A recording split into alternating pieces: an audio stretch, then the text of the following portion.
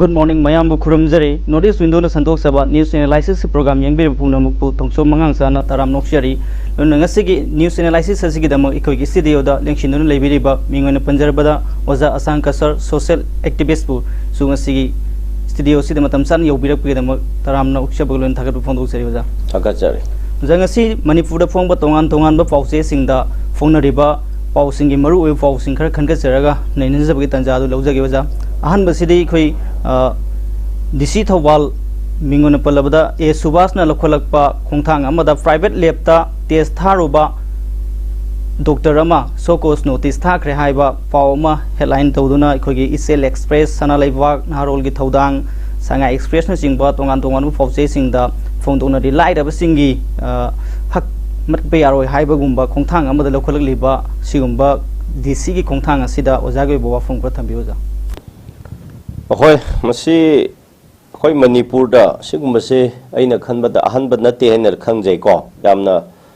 Toina talk about talk Pasudum lay, Adobo, Ojiki, Equagi, Ladyba, Tauriba, Mong, Situation Sina,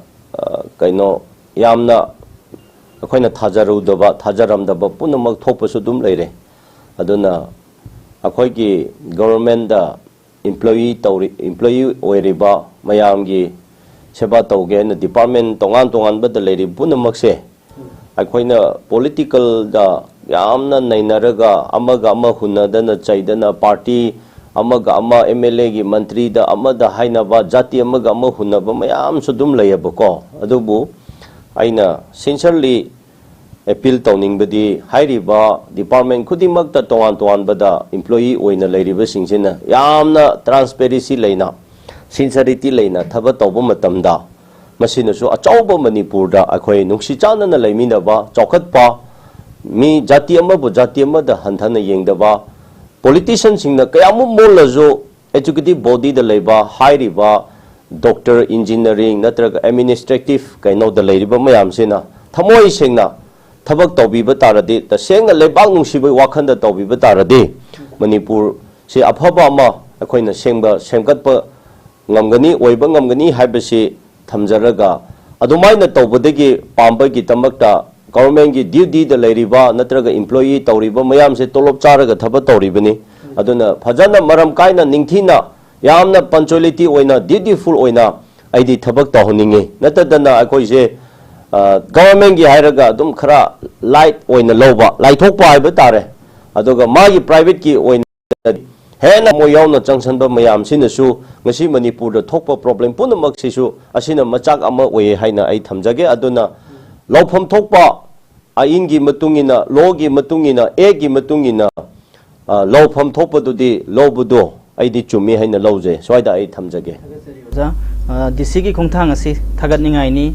Makata Godoza, I'm the Nuaitaba Pow Ibatare, Dreamstar free oina liberty test Tobaki Kudon Saba Pirambadu, two Krehaiba from Mamasu Pona from the phone Liza. Highway Power City could light up a singy when the Yamnu Aitaba, Power Money and a Kanjay Zamasida Uzagi from Gotambuza. Hoi, Mashi Rim Saibsi government gi ko Yamna center na sponsor Toba Adumba.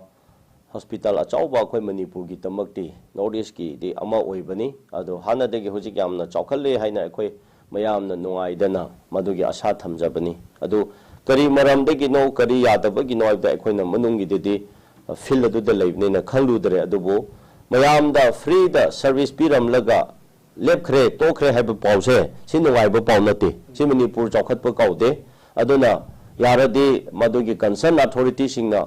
Munak Naina Kalanara government of Sumasita Kra, concern to be Hiraga, Hena Amuka Hana Mahosha Gumna, Madugi service to Mohanjalaga, Mayam Seba Toba, Namningagi, Madu Hona Biwabise, Id Tamjage, Adona, Akona, Migi Lambda di Leranda Poche Matamatam promote Rivineva, increase to Rivineva. Akoi the Leramba Potu, Amuk Lotokre, Hibagumba, Aduga, service Pirambado, Tok Leble. Tokre Habukumuse. Missy, a coil box or couple code. Adona Jackie High River Rimsta, do mina free of cost, Mayam Sheba, Tawiri Baduga of service piri, Bodo, a quite continue to honing ado moina to kiba lep kibdo what is the reason madudi akhoi khangdare adubu medical aduga health gi haibasidi atopa chokhatpa state ta lepak tadi akhoi ni yengba kanda phajana concern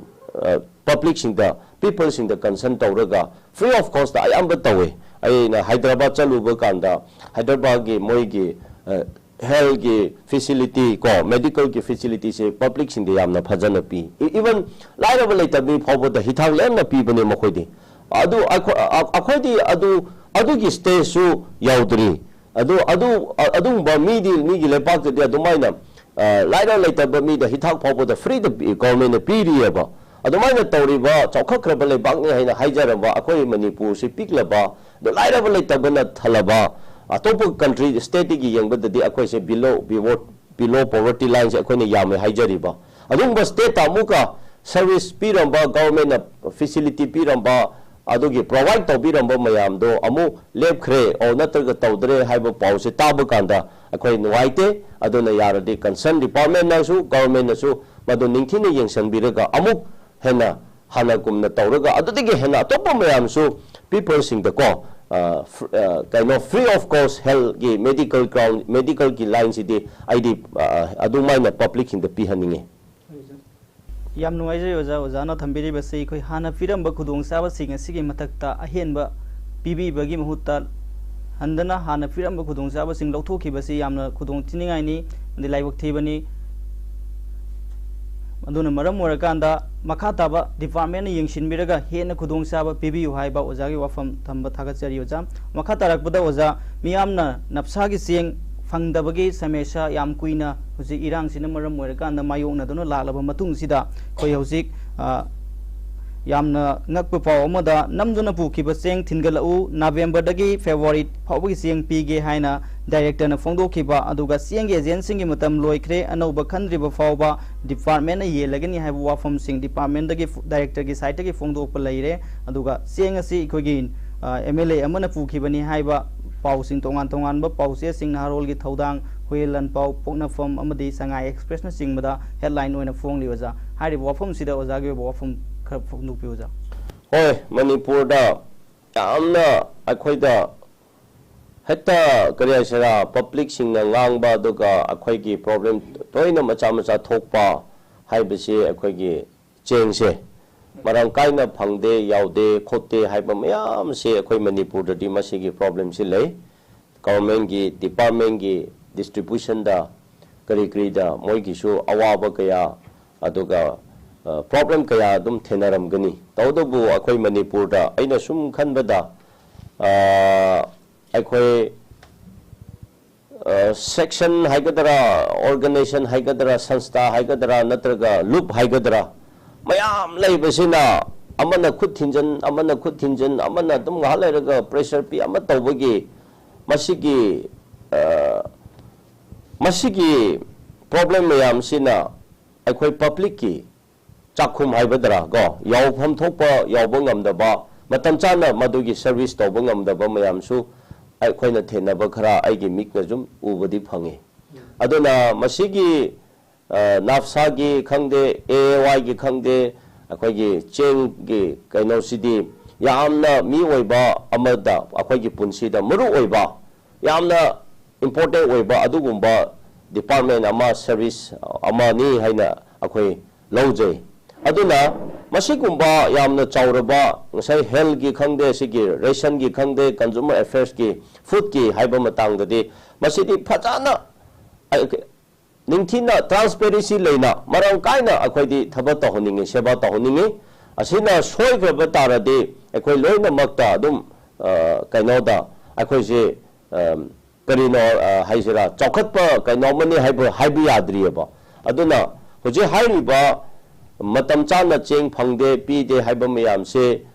problem leibagini problem du karino haiba kanda akhoi na sida haibu yadaba problem mayam lei adumai kalubani na khanabadegi adumaina yanadabadegi adu tawbadegi cheng phangdare yenthokdare pithokdare haibase taningba taba ya haijariba ko aduna akhoi manipur se adu tawgadabani chingtam amatani manipur nungsinagadabi kairoidabani haina maching pungang langba yamnadi heta karinoma Meena पामलोइदबा अचुंबा अफबदी तौब ngamdaba adu oredi akoina achumba afabadu फजना निंथीना प्रजाबु सेवा तौब ngamdaba madugi punba ngamdaba pithopa ngamdaba tarade madudagi machak oiraga dum kairakaniba aduna hojik tampakta haida khra phariye cheng se phai lege oigera ama oigera ko yengba oiresu cheng sing khangde MLA gi through khangde kendra da phajana yeleba sidi amu hairaga masigi matangde chingdana hena solleba chingda di lapusu lae पुथो पुसिंगी सु problem दी ले अदुना मरम मतम चाना यावबो ngamdaba miyam le यावरसु transportation गिने आदा गिने हने त कथोखिबा अदुबु निंथिना फजना थिर कांददि गवर्नमेंट पीरी बसे ट्रांसपोर्टेशन गी अदु असिगी हाइबो मयाम से लोइने यावरि बिने को अदु होरे युमदि यावरबो कांददि ट्रांसपोर्टेशन गी अदु ताखरे अदु लोथोखरे अदा ताखरे हैना तरा एग्जांपल देखो केजी तरा फंगदबदो केजी हेता मरी गुमो फंगबा गुंबा सी केजी मंगा फंगदबदो केजी अनि तंखाइ गुमो पीबा तंखाइ से कदाइ दे चखि के हैबो मसिन ताकपदि अखोइ दे गुड गवर्नेंस लेत्रि हैबो अदुना हतक अखोइ की चेंगी मतांग सिदि यामना आइदि सीरियस होइना लवे अदुना मसि डिस्ट्रिक्ट केंद्र खुन दा ब्लॉक दा एलोकेशन कया पीरी कया पीबनो हाइबगी अखोइ ngasi फावबदो व्हाइट पेपर सु अखोइ पुथोप ngamde ado hai aduna se मंत्री दा अखोइ न ब्लेम तोबनि नते मंत्री की मखा दा तौरिबा मयाम की मसिकुंबा खरा सु दुम लेगनी अदुगा मंत्री ने सो सि येंसन बीबा फगनी अदुना होजिक होय एचेंदु मतम लोइ खर तारदे मदु तौदरी फावबो डिपार्टमेंट ना मरम मतम चाना याहुन बाइबदुदी पब्लिक या पांबनी पब्लिक ती मतम चाना मफम चाना पोतु याहुन बियो हाइबनी असोंदा स्टाफ वाले सोंदा अदु वाले सोंदा अदा वाले अदु वाले या मदुदी अखोय होरे मयामना डिपार्टमेंट द पेंदब थोरकनी आई वाखंद को अदुना होजिक हाइरिबा रूल ला कालगा नत्रगा अदुगी कंसर्न डिपार्टमेंट की याउददना अदु तवे हाइबदुदी पाउद ताबनिना को अदुदी चुमदे आईदी अदु लाले हन लवे अदुना अखोय मयामना सपोर्ट तौरगा सिगी डिपार्टमेंट कंज्यूमर अफेयर्स असिगी एंड डिस्ट्रीब्यूशन की डिपार्टमेंट सिदी फजना पब्लिक न कोऑपरेशन पीबी से अतोपन से डिस्टर्ब यामना तौबीदबा अदुबा मनिंथीना फजना मसे चलाहनब कांदा मसी मरमदी चाखुमनेबा अखोय लाइरब लेतब चिंग द तंपाक मयाम लेरिबा अदुना गवर्नमेंट की चेंग खरा फंगजबसेना इमा इपासिंग अहलामनसिंग अदुगा लाइरब लेतबसिंग लुखराबी कयासे मसिद डिपेंड तौरिबने हराउरिबने मखोयदी ओमा अदो अखोयना पैसा लुपा चाम पीबदु हराउब नतेबा मोयदी चेंग केजी मंगा तरा फंगबदुना मोयदी हराउबनेबा अदुना आईडी सिगी डिपार्टमेंट सिदी मयामना फजना फुल कोऑपरेशन पीसे अदुगा डिपार्टमेंट द लेरिबा मयामना सु फजना सिंसरली थबत तौबिरगा मागी केंद्र की अदुगी थामदा एलोकेशन से सिनी अदुगी खुनगी चेन हाइबा मा फजना व्हाइट पेपर सु थोहनिंगी अदुदी होजेक्ति डिपार्टमेंट मरा खंगद्रे सोंदा एचेंसिना पुरप कांददी एचेंसिना Kannada अदुदा लौखिबने department कखिबने Adana तौखिबने हाइदुना तैसलगा चेंसिंग San हाइबदो KG मंगा फंगदबदो केजी अनि हो अदुना खुंदा क्विंटल यांखै पीब 100 यावगदबदो क्विंटल 50 क्विंटल ओइबदो सोंदा क्विंटल कुंथरा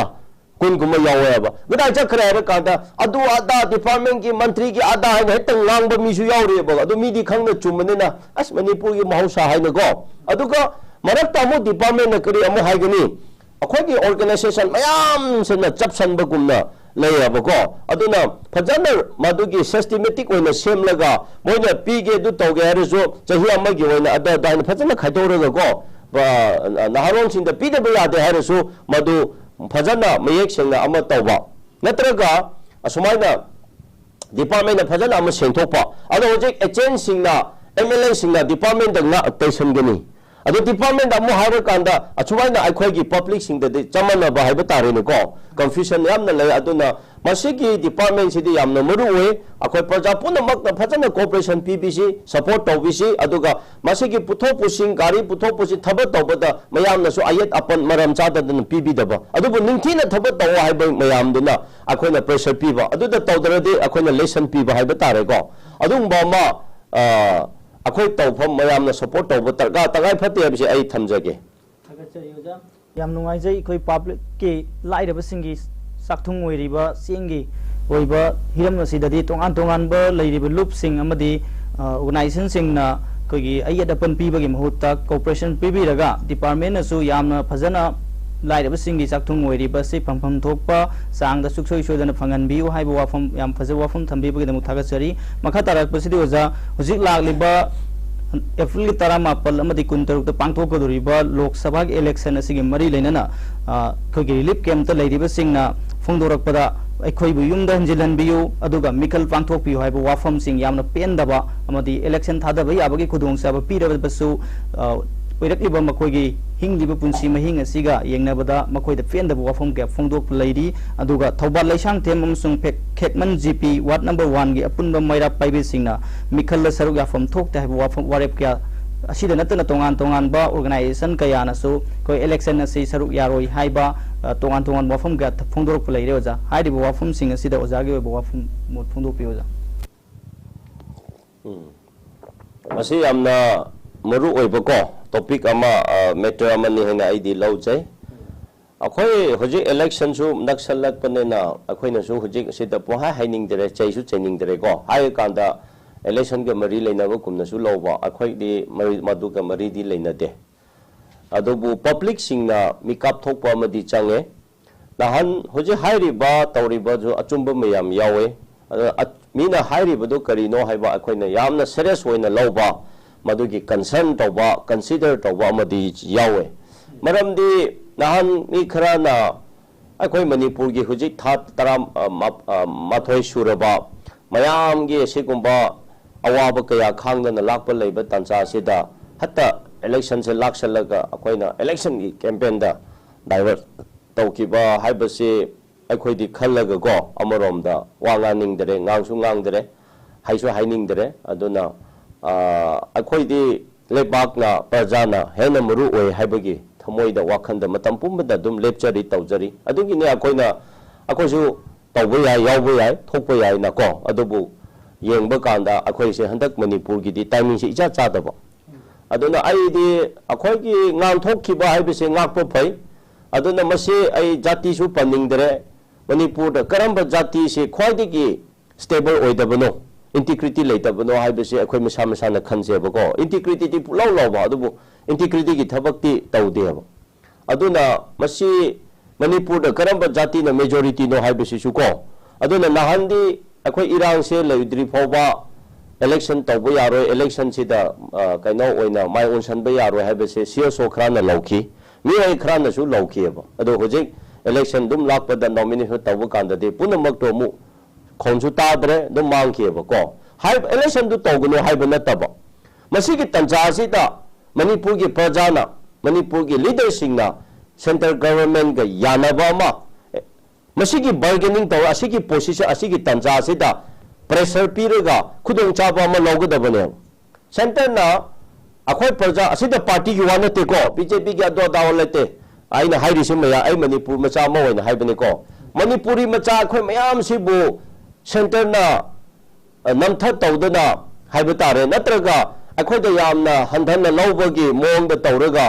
अदु वारी साते अदु तौदे लाते नोइसंदे हाइना मयामगी पेंदब लेरेब अदु एरदी हंदक इलेक्शन लापसिदा इलेक्शन दु याउसिने अदु एरदी इलेक्शन ममानदा एश्योरेंस अमा श्योरिटी है बतारे एश्योरेंस है रे बतारे मेते लोमदा को अखोइदा कैनोमा अखोइदा पीगदबने अब कमिटमेंट अमा हो हजबा अमा कमिटमेंट अमा तो फरे सिनी है चे यानबा अमा पीगदबने अब मधुकुंब सुलाई लेतदना सोंदा इलेक्शन दा मयाम गाहोलगा हुजि प्रजा मयाम से इलेक्शन दा मु गावरगा लेरे अब अदु करंब जाति नो करंब न कैनो यामबनो हाइबसे अखोइ खनसे अब अदुना अखोइ चिंगी दि फजबा अमना अदु द तौरसु पुलप सि तौसे सि चसे से न लेप चप तौबा म यावरि अब सोंदति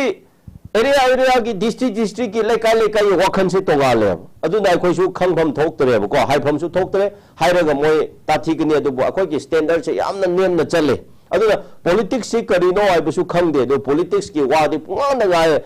मयाम की प्रजा की सोफा दि पुंगांग गांग पुंतौ द तवे को अदुना टीवी द नुति की अखंग हाय सिंगना यूनिवर्सिटी के ओजा सिंगना पॉलिटिकल लीडर सिंगना दम नैनरगा तारगा रेडियो द न्यूज़पेपर द इरसु ताना तादब साब खंग सादबसे साबसे करम जाति नो हाइदु हुजि अखोइना खंग ताई अदुना हंदक इलेक्शन सिदा ꯑꯩꯈꯣꯏꯅ ꯈꯪꯒꯅꯤ ꯀꯣ ꯑꯁꯤ ꯂꯩꯕꯥꯛꯁꯦ ꯆꯥꯎꯈꯠꯄ ꯂꯩꯕꯥꯛ ꯑꯣꯏꯕ꯭ꯔꯥ ꯁꯤꯒꯤ ꯃꯤꯁꯤꯡꯁꯦ ꯑꯐꯕ ꯑꯆꯨꯝꯕ ꯊꯃꯣꯏ ꯁꯦꯡꯅ ꯂꯦꯞꯄ꯭ꯔꯥ ꯂꯦꯞꯇꯕ꯭ꯔꯥ ꯍꯥꯏꯕꯗꯣ ꯍꯟꯗꯛ ꯑꯦꯂꯦꯛꯁꯟꯗ ꯈꯪꯒꯅꯤ ꯑꯗꯨꯅ ꯑꯩꯒꯤ ꯋꯥꯈꯜꯗꯤ ꯆꯨꯝꯃꯦ ꯍꯥꯏꯕ ꯄ꯭ꯔꯖꯥꯅ ꯍꯥꯟꯅ ꯍꯥꯏꯔꯝꯕꯗꯨ ꯑꯦꯂꯦꯛꯁꯟꯗꯨ ꯌꯥꯎꯁꯦ ꯍꯥꯏꯕ ꯑꯗꯨꯕꯨ ꯑꯦꯂꯦꯛꯁꯟꯁꯤ ꯇꯧꯗ꯭ꯔꯤꯉꯩꯗ postpone ꯇꯧꯕ꯭ꯔꯥ ꯃꯅꯤꯄꯨꯔꯒꯤ ꯑꯣꯏꯅ ꯇꯧꯗꯕ꯭ꯔꯥ ꯑꯦꯂꯦꯛꯁꯟ ꯃꯅꯨꯡꯗ ꯁꯦꯟꯇ꯭ꯔꯦꯜ ꯒꯚꯔꯟꯃꯦꯟꯠꯁꯤꯒ ꯅꯠꯇ꯭ꯔꯒ ꯄ꯭ꯔꯥꯏꯝ ꯃꯤꯅꯤꯁꯇꯔꯗꯨꯒ ꯍꯣꯝ ꯃꯤꯅꯤꯁꯇꯔꯗꯨꯒ ꯃꯅꯤꯄꯨꯔꯒꯤ ꯄ꯭ꯔꯖꯥꯁꯤꯡꯁꯦ ꯃꯩꯇꯩꯁꯤꯡꯅꯁꯨ ꯀꯨꯀꯤꯁꯤꯡꯅꯁꯨ ꯌꯥꯅꯕ ꯆꯦ ꯑꯃ ꯂꯩꯒꯗꯕꯅꯦꯕ ꯑꯗꯣ ꯍꯧꯖꯤꯛ ꯑꯗꯨꯝ ꯇꯧꯔꯅꯤ ꯑꯦꯂꯦꯛꯁꯟ ꯂꯣꯏꯔꯒ ꯏꯔꯥꯡ ꯑꯃꯨꯛ ꯍꯧꯔꯗꯤ ꯀꯥꯟꯅꯕꯗꯤ ꯀꯔꯤ ꯀꯥꯟꯅꯕ ꯂꯩꯒꯦꯕ ꯑꯗꯨ ꯃꯗꯨ ꯍꯥꯟꯅ ꯂꯩꯕꯥꯛꯁꯤꯅ ꯃꯔꯨꯑꯣꯏ ꯂꯩꯕꯥꯛ ꯅꯨꯡꯁꯤꯕ ꯌꯥꯝꯅꯗꯤ ꯁꯥꯏꯌꯦꯕ ꯑꯗꯨꯕꯨ ꯃꯥꯏ ꯂꯦꯟ ꯐꯔꯁ ꯍꯥꯏꯕꯒꯤ ꯑꯦꯖꯦꯟꯗꯥꯗꯤ ꯂꯩꯇꯦꯕ ꯑꯩꯒꯤ ꯂꯩꯕꯥꯛꯁꯤꯅ ꯑꯩꯒꯤ ꯁ꯭ꯇꯦꯠꯁꯤꯅ ꯃꯔꯨꯑꯣꯏ ꯍꯥꯟꯅ ꯑꯗꯨ ꯊꯝꯒꯗꯕꯅꯦꯕ ꯑꯗꯨ ꯑꯣꯏꯔꯗꯤ ꯄ꯭ꯔꯖꯥꯁꯤꯅ ꯑꯃ ꯊꯝꯐꯝ ꯊꯣꯛꯇ꯭ꯔꯣ ꯑꯗꯨ ꯁꯣꯜꯚ ꯍꯥꯟꯅ ꯇꯧꯕꯤꯔꯒ ꯅꯠꯇ꯭ꯔꯒ ꯁꯣꯂꯨꯁꯟ ꯑꯃ ꯇꯧꯕꯤꯔꯒ ꯅꯠꯇ꯭ꯔꯒ ꯑꯦꯒ꯭ꯔꯤꯃꯦꯟ ꯑꯃ ꯍꯥꯟꯅ ꯇꯧꯔꯒ ꯑꯩꯈꯣꯏ ꯆꯪꯒꯗꯕꯅꯦꯕ ꯃꯤꯌꯦꯛꯀꯤꯗꯤ ꯇꯁꯦꯡꯅꯗꯤꯀꯣ ꯃꯗꯨ ꯄꯨꯝꯅꯃꯛꯇꯨ ꯀꯥꯎꯊꯣꯛꯈ꯭ꯔꯦ ꯍꯧꯖꯤꯛꯅ ꯂꯥꯟꯒꯤ ꯍꯥꯟꯅꯒꯤ ꯑꯋꯥꯕ ꯃꯌꯥꯝꯗꯣ ꯑꯃꯨꯛ ꯇꯣꯛꯂꯒ ꯑꯦꯂꯦꯛꯁꯟꯗ ꯃꯃꯥꯏ ꯑꯣꯟꯁꯜꯂꯒ ꯀ꯭ꯌꯨ ꯂꯦꯞꯅꯗꯅ ꯑꯗꯨꯝ ꯍꯧꯒꯠꯂꯦ ꯑꯗꯨꯝ ꯃꯅꯤꯄꯨꯔꯒꯤ ꯆꯠꯅꯕꯤꯅꯦꯅ ꯑꯩꯈꯣꯏꯗ ꯃꯤꯅ ꯎꯁꯤꯠꯇꯤ ꯊꯧ ꯁꯥꯗꯦ ꯑꯩꯅ ꯂꯣꯏꯁꯟꯕꯗ ꯑꯃ ꯄꯟꯖꯅꯤꯡꯕꯗꯤ ꯀꯔꯝꯍꯥꯏꯅ ꯃꯗꯨ ꯌꯥꯒꯗꯕ ꯄꯣꯠꯅꯣ ꯌꯥꯔꯣꯏꯕ ꯍꯧꯖꯤꯛ ꯔꯤꯂꯤꯐ ꯍꯥꯏꯁꯦ ꯍꯣꯏ ꯏꯆꯤꯜ ꯏꯅꯥꯎ ꯀꯨꯀꯤꯁꯤꯡꯅ ꯏꯝꯐꯥꯜꯗ ꯍꯜꯂꯛꯄ ꯀꯥꯟꯗ ꯃꯣꯏꯒꯤ ꯃꯩ ꯊꯥꯈꯤꯕ ꯌꯨꯝ ꯊꯨꯒꯥꯏꯕ ꯃꯌꯥꯝꯗꯤ ꯂꯩ ꯑꯗꯨꯕꯨ ꯇꯣꯇꯜꯂꯤ ꯗꯤꯁꯃꯦꯟꯇꯜ ꯇꯧꯔꯒ ꯇꯧꯕ ꯃꯐꯝꯗꯤ ꯂꯩꯇꯦ ꯑꯩꯅ ꯁꯨꯝ ꯏꯝꯐꯥꯜꯗꯗꯤꯀꯣ ꯁꯦꯝꯒꯠꯄ ꯌꯥ ꯑꯗꯨꯕꯨ ꯍꯧꯖꯤꯛ ꯆꯨꯔꯥꯆꯥꯟꯄꯨꯔꯗ ꯃꯥꯏ ꯂꯩꯐꯝꯗ ꯍꯟꯍꯟꯕꯤꯌꯣ ꯍꯥꯏꯕ ꯀꯥꯟꯗ ꯗꯨꯔꯕꯣꯟ ꯑꯗꯨꯒꯤ ꯑꯦꯔꯤꯌꯥ ꯃꯩꯇꯩꯁꯤꯡꯅ ꯂꯩꯕ ꯃꯐꯝꯗꯣ JCPꯅ ꯕꯨꯜꯗꯣꯖꯔꯅ ꯂꯣꯏꯅ ꯇꯦꯟꯊꯣꯛꯈ꯭ꯔꯕꯅꯤꯅꯦ ꯀꯗꯥꯏꯗ ꯍꯜꯂꯔꯒ ꯂꯩꯒꯗꯕꯅꯣ ꯃꯁꯤꯗꯤ ꯑꯣꯏꯊꯣꯛꯇꯦꯕ ꯁꯤꯗꯤ ꯃꯇꯝ ꯌꯥꯝꯅ ꯆꯪꯒꯅꯤ ꯑꯗꯨ ꯃꯣꯏꯅ ꯍꯟꯒꯦ ꯍꯥꯏꯔꯁꯨ ꯃꯥꯒꯤ ꯍꯥꯟꯅ ꯂꯩꯔꯕ ꯄꯣꯔꯁꯟꯗꯨ ꯐꯖꯅ ꯃꯥꯒꯤ ꯑꯦꯔꯤꯌꯥ ꯗꯥꯛ ꯀꯩꯅꯣꯃ ꯔꯦꯚꯤꯅ꯭ꯌꯨ ꯗꯤꯄꯥꯔꯠꯃꯦꯟ ꯆꯪꯂꯒ ꯁꯔꯚꯦ ꯇꯧꯔꯒ ꯌꯨꯝ ꯍꯥꯟꯅ ꯅꯧꯅ ꯁꯦꯝꯒꯠꯄ ꯑꯃ ꯆꯪꯉꯦꯕ ꯃꯣꯔꯦꯗꯁꯨ ꯑꯗꯨꯝ ꯃꯉꯥꯏ ꯀꯣ ꯆꯨꯔꯥꯆꯥꯟꯄꯨꯔꯗꯁꯨ ꯑꯗꯨꯝ ꯃꯉꯥꯏ ꯌꯨꯝꯁꯦ ꯂꯩꯔꯤꯕ ꯃꯐꯝꯁꯦ ꯂꯣꯏꯅ ꯄ꯭ꯂꯦꯒ꯭ꯔꯥꯎꯟ ꯑꯣꯟꯊꯣꯛꯈ꯭ꯔꯦꯕ ꯑꯗꯣ ꯍꯧꯖꯤꯛ ꯀꯃꯥꯏꯅ ꯍꯟꯒꯗꯕꯅꯣ ꯄꯣꯠꯁꯦ ꯑꯗꯨꯅ ꯌꯥꯝꯅ ꯂꯨꯏꯕ ꯑꯁꯤꯒꯨꯝꯕ ꯐꯤꯕꯝꯁꯤꯗ ꯃꯁꯤꯒꯤ ꯃꯔꯛꯁꯤꯗ ꯆꯥꯟꯁ ꯑꯃ ꯂꯧꯔ ꯑꯦꯂꯦꯛꯁꯟ ꯂꯥꯛꯄꯁꯦ ꯑꯃꯔꯣꯝꯗ ꯕ꯭ꯂꯦꯁꯤꯡ ꯏꯟ ꯗꯤꯁꯒꯥꯏꯁꯅꯦꯕ ꯃꯅꯤꯄꯨꯔꯤꯒꯤꯗꯃꯛꯇꯤ ꯑꯗꯣ ꯑꯦꯂꯦꯛꯁꯟ ꯂꯥꯛꯄꯁꯤꯗ ꯃꯁꯤ ꯇꯧꯕꯤꯗꯕ ꯌꯥꯗꯦ ꯃꯁꯤ ꯂꯣꯏꯁꯤꯟꯗꯕ ꯌꯥꯗꯦ ꯃꯁꯤ ꯌꯥꯅꯗꯕ ꯌꯥꯗꯦ ꯍꯥꯏꯕ ꯆꯩ ꯑꯃ ꯑꯦꯂꯦꯛꯁꯟꯁꯤꯗ ꯆꯣꯡꯁꯜꯂꯒ ꯍꯧꯖꯤꯛ ꯀꯔꯤ ꯊꯣꯛꯑꯦ ꯄꯥꯔꯇꯤꯒꯤ ꯃꯤꯔꯦꯞ ꯑꯗꯨꯗꯥꯗ ꯈꯣꯡꯗꯅ ꯈꯠꯅꯕ ꯑꯃꯨꯛ ꯂꯥꯟꯕ ꯍꯧꯔꯦꯅ ꯑꯗꯨꯅꯀꯣ ꯑꯩꯗꯤ ꯍꯥꯏꯅꯤꯡꯗꯦ ꯍꯥꯏꯅꯤꯡꯗꯦ ꯑꯗꯨꯕꯨ ꯍꯥꯏꯔꯁꯨ ꯍꯧꯖꯤꯛ ꯐꯠꯇꯕ ꯃꯇꯝꯅꯤꯅ ꯑꯩꯈꯣꯏꯅ ꯑꯗꯨꯕꯨ ꯑꯩꯈꯣꯏ ꯃꯅꯤꯄꯨꯔ ꯃꯆꯥ ꯑꯃ ꯑꯣꯏꯕꯅꯤ나 ꯑꯩꯈꯣꯏꯗꯤ ꯅꯨꯡꯁꯤ ꯆꯥꯟꯅꯅ ꯂꯩꯃꯤꯟꯅꯕ ꯂꯩꯕꯥꯛ ꯆꯥꯎꯈꯠꯄ ꯏꯪꯅ ꯆꯤꯛꯅ ꯄꯥꯟꯕ ꯑꯩꯒꯤ ꯏꯔꯝꯗꯝ ꯂꯩꯕꯥꯛ ꯆꯥꯎꯈꯠꯂꯒ ꯑꯩꯈꯣꯏ ꯄ꯭ꯔꯖꯥ ꯃꯌꯥꯝꯁꯦ ꯅꯨꯡꯁꯤ ꯆꯥꯟꯅ ꯂꯩꯕꯒꯤꯀꯣ ꯑꯥꯏꯗꯤꯌꯥꯗ ꯑꯩꯈꯣꯏꯗꯤ ꯍꯥꯏꯖꯕꯅꯦꯕ ꯑꯗꯨꯕꯨ ꯍꯧꯖꯤꯛ ꯃꯅꯤꯄꯨꯔꯗ ꯏꯝꯐꯥꯜ ꯚꯦꯂꯤꯗ ꯃꯅꯨꯡꯗ ꯇꯧꯔꯤꯕ ꯂꯤꯂꯥ ꯃꯌꯥꯝꯁꯤꯗꯤ ꯃꯅꯤꯄꯨꯔ ꯀꯩꯗꯧꯉꯩꯗꯁꯨ ꯆꯥꯎꯈꯠꯄꯒꯤ ꯂꯝꯕꯤ ꯎꯗꯦ ꯑꯩꯈꯣꯏ ꯃꯁꯤꯅ ꯑꯁꯨꯃꯥꯏꯅ ꯑꯁꯤꯒꯤ ꯁꯤꯁꯇꯦꯝꯗ ꯆꯠꯂꯒ ꯑꯩꯈꯣই ꯀꯥꯏꯔꯣꯏꯁꯦ ꯑꯩꯈꯣꯏ ꯑꯗꯨ ꯇꯧꯁꯦ ꯑꯃꯠꯇꯅꯤ ꯍꯦꯛꯇ ꯍꯥꯏꯕ ꯑꯗꯨꯕꯨ ꯇꯧꯊꯣꯛꯂꯤꯕ ꯂꯝꯆꯠ ꯁꯥꯖꯠꯇꯨꯗꯤ ꯃꯤꯅ ꯑꯥꯔꯒꯨꯃꯦꯟ ꯇꯧꯕ ꯃꯤꯅ ꯀꯣꯏꯁꯟ ꯇꯧꯕ ꯃꯌꯥꯝꯗꯤ ꯂꯩꯔꯦꯕꯀꯣ ꯑꯩꯈꯣꯏꯅꯁꯨ ꯑꯗꯨꯝ ꯃꯉꯥꯏ ꯑꯗꯨꯅ ꯌꯥꯝꯅ ꯀꯟꯁꯦꯟꯁꯁ ꯑꯣꯏꯅ ꯅꯩꯅꯔꯒ ꯑꯐꯕ ꯄ꯭ꯂꯦꯠꯐꯣꯝꯗ ꯅꯩꯅꯔꯒ ꯑꯩꯈꯣꯏ ꯆꯠꯃꯤꯟꯅꯕꯗ ꯀꯔꯤ ꯀꯥꯏꯒꯦ ꯀꯔꯤꯒꯤ ꯌꯦꯡꯊꯤꯅꯒ ꯗꯔꯀꯥꯔ ꯂꯩꯒꯦ ꯑꯗꯨꯒ ꯑꯩꯅ ꯍꯥꯏꯕꯗꯤ ꯏꯟꯗꯤꯌꯥꯗ ꯂꯩꯕꯅꯤ ꯏꯂꯦꯛꯁꯟꯁꯤ ꯏꯝꯄꯣꯔꯇꯦꯟ ꯑꯣꯏ but nangi imungda nangi lepaktuda problem issue ama lekhredi election duna hana important oide abo issue duna important oy abo lepaki problem solution puraputuna it is more important than the election maramdi si akhoi india manung pali bane abo election si kari gi tamak tobono lenga wag ni ngai lepak kan ge habigi lepak kon ge habigi natro adubu lepak kolibo kon ga do mi duna lepak kon daraga natra irang lo kanda de irang do hana loisan badu phatro hojik mi khara relief camp da lay yum hanba ngamdena tv da kabla thakale alang si chak chaba phangde school lari tamba phamde adumaina chappe amaitai singna Churachandpur da ngore da chappe yadri mohoi su impha da lakpa yadri asigumba yamna crucial oiba timing tanja sida masi hana masi party amamadu hunbi yuanate manipuri praja mayam leader mayam akhoi punsalaga hana masi kok chungsanminaraga loisanaba ama natraga sumaina chaminase haba ama hana purapana important oidroba madu hana tause habnida adumaina kotholaga lasidi election da changki baise tawro chalo aina hairisini manipur loire hoje election he loiraga amuk adum yengoko nongala kanda kapna ba hogni sumaina chahiya mamu chathagni adugi matungda de Manipur से loan फजबदो मधुगी फजबदो मचेक चलगा my position अदुम लेरगा कोई लाकदौरे अदुना प्रजा Singh मासिगी वखलो पुलिसी plan सेमका साकनिंगाई तौनिंगाई होनदरगा सोमदा election दा मु ओनसलगा मागी party आगी party हैना सिदा असिगी जंजरदे अमरोमदा हाइरगांदा party की चनिंगाई लेते जिंगी तमगी वा लेते ख्वाइदगी अफबा ख्वाइदगी हाइगदबा ख्वाइदगी लेबा नुसिबा पुंगिंग थमोय इदा चेलिबा अदुंबा मिदो हंदक्ति ओहनजे हाइदना कंसेंसस ओइना पुखागदबा लथोगदबा मिनेबो अदु सिनबा ngandaba लेबा ngandaba ऑर्गेनाइजेशन जे करंबा स्टेट नो ऑर्गेनाइजेशन दि मयाम लेबा सेसो मयाम लेरगा सिगी खुलो लोबा ngandaba सेसो मयाम दि लेरगा करप्शन तबो यारो हैना चटपा ngandaba अदुदि करंबा सेसो दु लेबा यार था लेतेबा मिजोराम दा यंग मिजो एसोसिएशन अमखक नै होल मिजोराम स्टेट कंट्रोल तवे चीफ मिनिस्टर फावबदा मोइद उनबलाय सिददि सेसो मयाम लेबा पैसा खाइबगी सेसोरा एमएलए कनिंगागी सेसोरा अंडरग्राउंड कनिंगागी सेसोरा पैसा खाइनिगागी सेसोरा नत्रगा जाति खन्ना हनबगी सेसोरा नत्रगा कंट्रैक्ट मुनबगी सेसोरा नत्रगा सुम जाति मागी मैतेगी खक्त पांबा लौबगी सेसोरा चिंगी मीना चिंगी अपा लौबो हिस अखोगी सेसोरा आइबा फता देबा नत्रगा बीजेपी की सेसो लेबरा कांग्रेस की सेसो लेबरा अतोप पार्टी की सेसो हाइना लेख्रम माला मसी लारी लेसु यामना हाइरे यूनिवर्सिटी लेरे professor scholar think tank intellectual think tank ma'am लेरे अदुगा मसी चिंथोप ngandabase अखोइदी यामना को कपनिंगे थमोय सोय अदुना हाइरिबसे कनामत हुनब नते अदुबो लेबाक से यादरे इनाव लेबाक से सोयरे लेबाक से यादरे मणिपुर से अमुक आइगी वाखंद मेंशन बंगमगदबसे यामना लूरे कंबा मीने मेंगनी इशोर खंगबा लाइनिंगबा पुक्चें छेंगबा थमोय ई चेंबा लाइरा लेतबा अवाब खंगलपमी पैसा पाइदबमी यामना पुक्चें चावला लेबांग नुसिबा थमोय सेना करप्शन की ब्राक की वाखल लेतदना हिंगबा मी अदुना अदुंबा मी सिंग लोइना खुमजलगा अखोइना लीडर ओइहलकांदा मणिपुर दा अनौबा कइनोमा अखोइदा लाकनी अदु लाक्तरी अदु ओइद्री फावबदी अदु लंदरी फावबदी मथंग नोमा था चाहिदने अखोइसे मथंग दुम कायरगा अखोइगे लेबाक चिंग अचाउब निंखाइबा हाइब तारे कायबकुमनको अखोइसे कायरखरनी हाइबसे आइना ngasiगी प्लेटफॉर्म दा थंबी आइना ngambo वासे मणिपुर दा तारिबा लेरिबा सिगी व्यूअर दुगा मसिगी टीवी यंगली तारि पुनमकना नोट तोबियो थगसरी ओजा यामना नुंगाइबा अदुगा यामना पुनिंग दा फावबा इखोइगी ओइरकलिबा लेबाक की सिचुएशन असिदा इलेक्शन पांथोरकपसि की खुदोंसाब लौरगा मणिपुर दा लेरिबा तोंगान बसेस ऑर्गेनाइजेशन मयाम लेरिबा पब्लिक मयामना कोइगी इरांग असि लोइसिलोबगी अचौब अपॉर्चुनिटी अमा फंगबसि मांगहनुना इलेक्शन दा माइपुनन ओनसिनखिबा अमदि कोइ हुजिक लाकदरिबा मिखल असिदा मणिपुर नुंसिबा इमालिबाकी दमक अथोकप ngamba मियामगी खनबा दुगुम लुचिंगबा मखनबा तंगाई फदे तुंगदा मणिपुर असि करी वरकदगे हाइबा तंबा ngamdri हाइबा वाफमसिंग फोंदोकपिबा ओजांगसि ngasiगी खोगी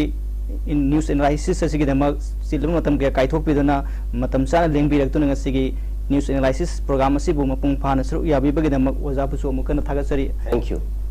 ngasiगी न्यूज़ एनालिसिस के प्रोग्राम मतांग स्वाइद लोइजरे येंगबि पुंगनमपु थागप फोंदोकसरी।